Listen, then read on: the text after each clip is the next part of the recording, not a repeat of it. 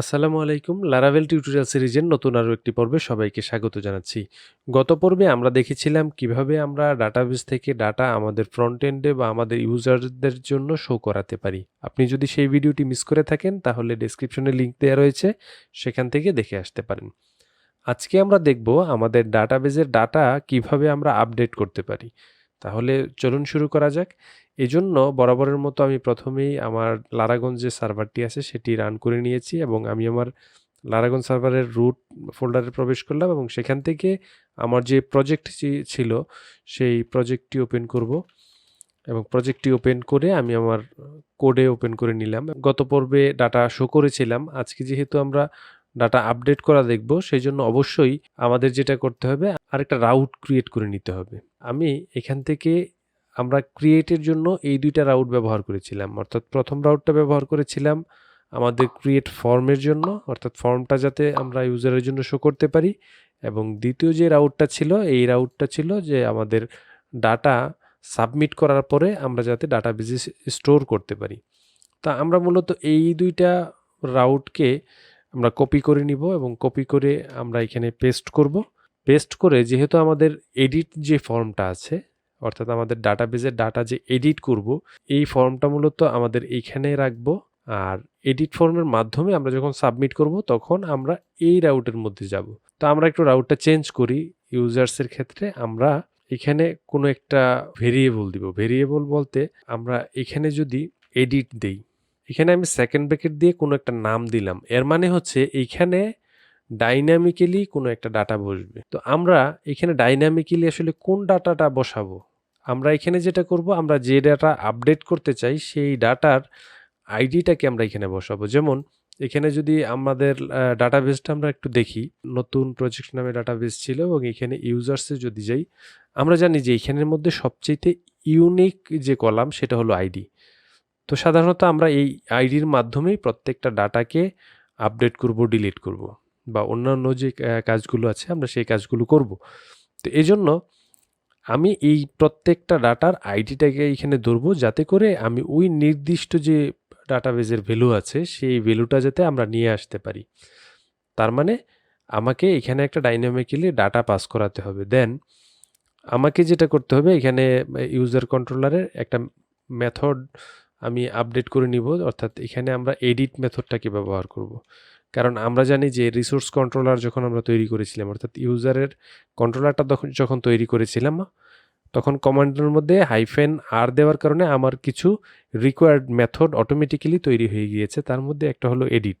সেমভাবে আমরা একটু রিটার্ন করব একটা ভিউকে, অর্থাৎ আমার ইউজার্স যে ফোল্ডার আছে তার ভিতরে আমি আপডেট নামে একটা ফাইল তৈরি করব। যদিও সেই ফাইলটা আমি এখনো তৈরি করিনি, তা আমি ইউজার্সের মধ্যে যেটা করলাম, এই ক্রিয়েট ফাইলটাকেই একটু কপি করলাম, কপি করে আবার এই ইউজার্সের মধ্যে পেস্ট করে দিব। পেস্ট করে ফাইলটাকে একটু রিনেম করে দিব, suppose update dot blade dot PHP, আমি এই নামটা দিয়ে দিব। এবং এই নামটা দিয়ে দেওয়ার পরে আমরা যদি একটু আমাদের কোনো একটা লিঙ্ক থেকে দেখি, অথবা আমরা যদি সরাসরি আমাদের যে প্রজেক্টটা আছে সেটাকে ব্রাউজ করি, ব্রাউজ করার জন্য অবশ্যই আমাদেরকে একটু সার্ভ করে নিতে হবে, এবং সার্ভ করে নিলাম। নেওয়ার পরে আমি প্রজেক্টে ব্রাউজ করলাম, ব্রাউজ করে আমি এখান থেকে ইউজার্স, দেন আমরা জানি যে এখানে কোনো একটা আইডি বসবে, সাপোজ আমি একটা 1 দিলাম, এবং দেন আমি এডিট দিলাম। এই রাউটে আমরা যখন যাব আমরা দেখতে পাচ্ছি যে আমাদের যেই ক্রিয়েটের যে ভিউটা আছে এখানেও সেম ভিউটাই শো করছে। তো এখন সেম ভিউটা শো করার কারণ হচ্ছে যে আমরা এখানে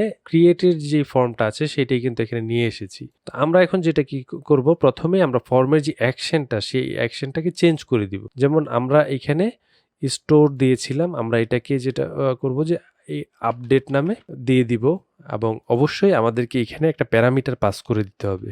কারণ আমরা যখন সাবমিট করব তখন তো আমাদেরকে বলে দিতে হবে যে আসলে কোন আইডির ডাটা আপডেট হবে। পাশাপাশি আমি এখানে নেমটাকেও চেঞ্জ করে দিব, সাপোজ আপডেট, এবং নেমকে চেঞ্জ করে দেওয়ার পর আমরা এখানে আপডেট দিয়ে দিব। এখন প্রশ্ন হচ্ছে আমাদের এই যে রাউট ফাংশনটা আছে, লারাভেলের বিল্ট ইন রাউট ফাংশন, এটার মাধ্যমে কিভাবে আমরা প্যারামিটার পাস করব। আমরা যেটা করব, কমা দিয়ে দ্বিতীয় প্যারামিটারে আমরা একটা ডাটা পাস করব। এখানে সাপোজ আমি 1 দিয়ে দিলাম এবং আমাদের 1 নামে অলরেডি ডাটা এখানে নাই। আমাদের যেটা করতে হবে এখানে 1 এর জায়গায় আমি 4 দিয়ে দিতে চাচ্ছি। 4 দিয়ে দিলাম, যেটা অবশ্যই ডাইনামিক্যালি আমরা যখন লিঙ্কে দিব তখন অবশ্যই ডাইনামিক্যালি এখানে বসবে। আপাতত আমরা ম্যানুয়ালি এখানে এই ডাটাটা দিয়ে দিব বা এই আইডিটা দিয়ে দিলাম। এবং দিয়ে দেওয়ার পরে আরেকটা বিষয় আমাদের এখানে লক্ষণীয়, সেটা হচ্ছে যে আমরা যখন এই যে লিঙ্কে যাচ্ছি তখন কিন্তু আমাদের এক্সিস্টিং যে ডাটা সেটা কিন্তু এখানে শো করার কথা ছিল, তো সেই ডাটাটা কিন্তু আমাদের এখানে শো করেনি। কেন করেনি? কারণ হচ্ছে আমরা শো করাইনি। তা আমরা যদি একটু ডাটাটা শো করানোর চেষ্টা করি, সেজন্য আমাদেরকে যেটা করতে হবে, আমরা এই যে এডিট যে মেথডটা আছে এখানে কিন্তু একটা বাই ডিফল্ট আইডি একটা প্যারামিটার দেয়া আছে। তা আমরা যদি ইউজার একটা ভেরিয়েবল নিয়ে, আপনি যে কোনো নাম নিতে পারেন, আমি ইউজার ভেরিয়েবল নিলাম সেমভাবে এখানের মতো। এখানে যেমন আমরা সকল ডাটা নিয়েছিলাম এই জন্য ইউজার্স দিয়েছি, আমি এখানে ইউজার নামে একটা ভেরিয়েবল নিলাম, নিয়ে সেখানে ইউজার থেকে আমি হোয়ার মেথড ব্যবহার করব, অর্থাৎ যেখানে আইডি, অর্থাৎ এই যে আইডি কলামের সাথে যদি এই আইডি এটা ম্যাচ হয় সেক্ষেত্রে সে কি করবে, এটাকে গেট করবে।